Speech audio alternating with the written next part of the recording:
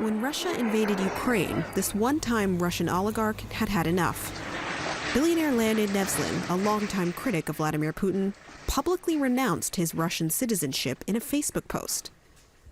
Speaking to us from his home north of Tel Aviv, Nevzlin said the decision was a long time coming. То я просто почувствовал, что мне надо объявить, что я не признаю этого гражданства. Я не признаю гражданство России, которой правит фашист Путин. Nevzlin left Russia for Israel nearly 20 years ago, after what he says was a politically motivated series of charges against him and the Yukos oil company he co-founded. The Israeli Supreme Court declined the Kremlin's request to extradite him, and the European Court of Justice ruled he did not receive a fair trial.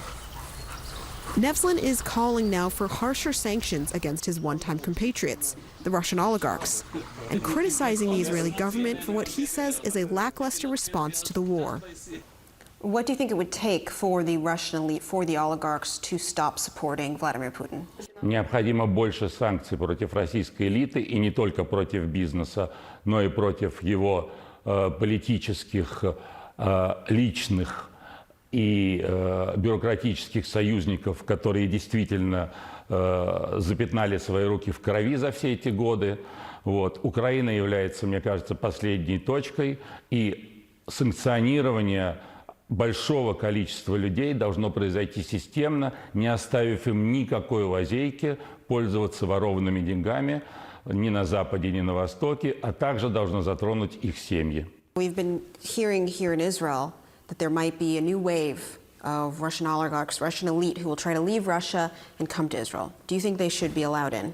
Люди, которые получили израильское гражданство законно и являются крупными бизнесменами Владимира Путина, без сомнения, должны быть поражены в определенных правах в Израиле. Израиль должен как минимум частично присоединиться к санкциям, и с точки зрения финансов, с точки зрения банковских счетов, с точки зрения использования благ общества, они должны быть очень ограничены, чтобы они не могли далее вкладывать большие деньги в прямую или косвенную коррупцию в Израиле. Prime Minister Naftali Bennett has tried to mediate and not directly criticize Putin. And while Israel has condemned Russia's invasion and is sending humanitarian aid to Ukraine, it has not imposed economic sanctions against Russia, although it pledges it won't become a route to bypass other countries' sanctions. Nevzlin says he is a proud Israeli citizen and Jew, but says Israel needs to do more to support Ukraine and have a more generous refugee policy to all, whether Jewish or not. So you do seem a little bit ashamed of the Israeli government and how they're handling everything from the politics to the refugees. Не, мне очень стыдно. What do you hope will change then in the next few days, weeks? Я думаю, что оно драматически изменится после выступления Зеленского перед Кнессетом. Если этого не произойдет, то я думаю, что общество даст большой нагоняй правительству. You said you hope one day to be able to reclaim your Russian citizenship. What will it take for you to get there? Does Putin need to be gone?